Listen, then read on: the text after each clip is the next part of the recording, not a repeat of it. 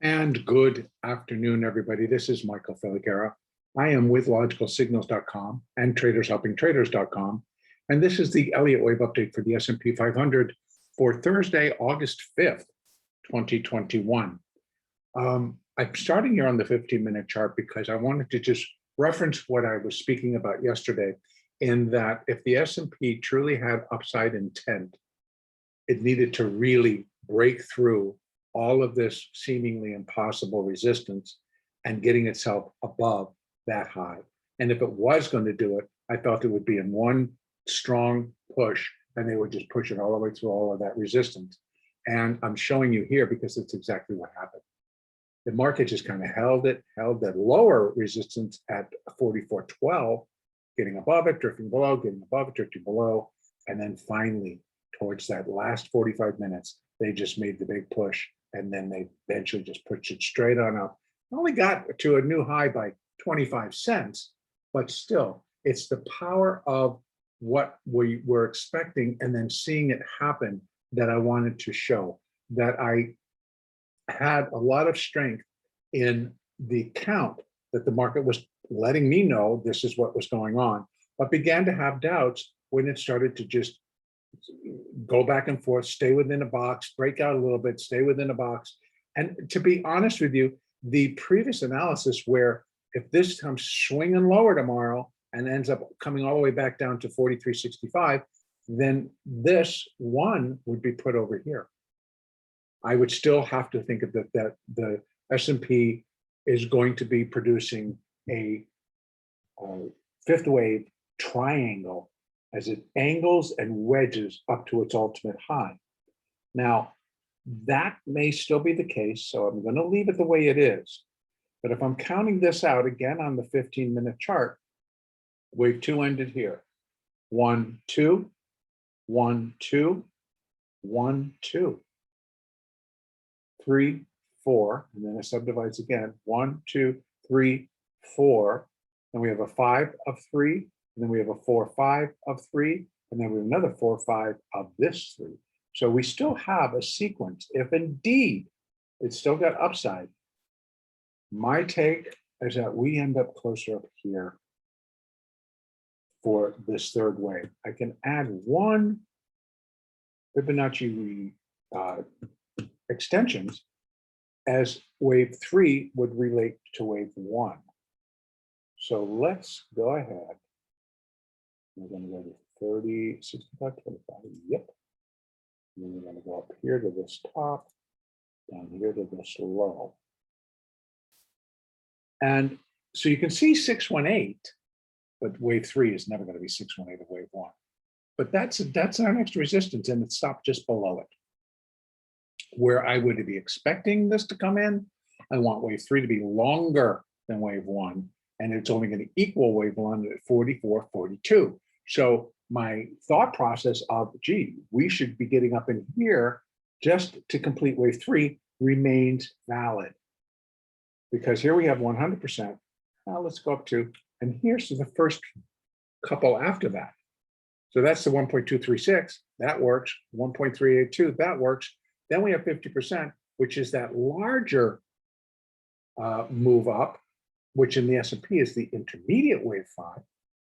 Or it could be this one as well, where we just have the minor wave 5 finishing up here to up here. So again, here we are sitting above, and now we've got that bigger zone at 45.05, and now you're going to see the path to get there. So that's the 236 on the intermediate wave 5, and now we've got the minor wave 5, where it really could come in up here right with it. So this third wave would just be 200% up here. So I'm not expecting it to really get up that high. Getting up here would be reasonable, 44.74. So where we are, it's another 50-point rally. If they really can get things going, again, they've been sitting around waiting for this number tomorrow morning, the employment situation. If it comes out and it's, whoo, the pressure's off that we're going to sell, we've got all this bound up by pressure. Still, that was a good start, but it did not release the amount of pressure I think it could be lifted if this number is within reason and accepted by the market. I don't know what expectations are. And to me, it doesn't really matter. I just know they're sitting on it. And I have my upside scenario all in place. If it decides that it wants to just, we hate it, we love it, we hate the market, and they decide to sell it, I've got that in place as well. So for right now, though, looking at the upside, there's a very clean path now that it's broken. Even that 25 cents, I'll take it, because I think this third wave is just subdividing, and that it's going to just stair step its way up, up into these levels to finish wave 3, and then get a wave 4, a minute wave 4, pullback, and then a minute 5 to complete the minor 5, et cetera, all the way down. So I still have a lot of confidence, if this count remains intact, that this is where we're going to be heading. And that's only the 236.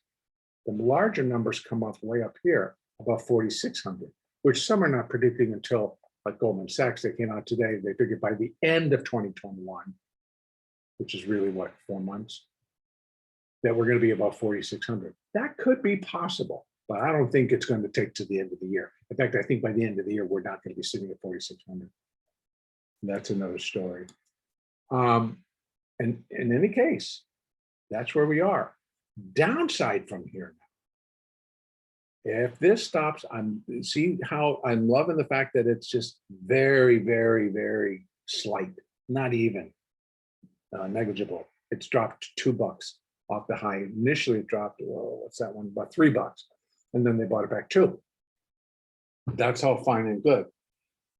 I would expect the Asian markets and the European markets to kind of take up on what this did. Maybe they do, maybe they don't, I don't know. But if they do, I'm going to look for it to get above 23. I'm going to look for it to be heading up towards 31 and on up to those upper levels. I'd like to see it up here to at least equal wave 1, if not get up above it. So I am expecting more if this is indeed a third wave. Now, if it's not, and it's ending up being the finishing move of a 5-wave sequence, subdividing it all, then maybe we still have a little bit more, and that this gets moved over. If this starts now to swing down, and it's going to be in a 4th wave, guess what? Now it can't break this. So if someone's going to try to count this as a complete 3, and then we're looking for a 4, it can't drop below that. But if I put this in as if it's doing a forming a triangle or wedge, then we know that the waves will be in 3s. So that would be the A, the B, the C, but wave 1 moves over here. Then we can start drawing trend lines. So we can track this wedge and then get it to where its pinnacle, where its top might be. Well, a couple of things we can still do, but we need to be cognizant of this figure and how much weight is being put on this figure as far as direction is concerned. So there's a lot of answers that are going to come out at 5:30 Pacific time, 8:30 Eastern, 7:30 Central. We will find out what's up, where we're going, and why. So our 2 scenarios cover all of our bases. A breakdown, basically below 44.17, which is not going to be all that much. I could do that in rollbacks, begins to put a stronger pressure on this market to hold these upper levels. I would not call this a complete 3, so therefore I would allow it to come down below this because I still think it has more upside.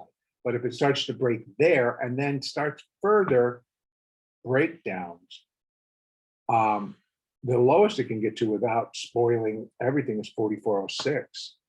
Now, guarantee, could this drop $14 in a heartbeat? Yep, it sure can. If something disappoints them in the seller swarm, it surely can.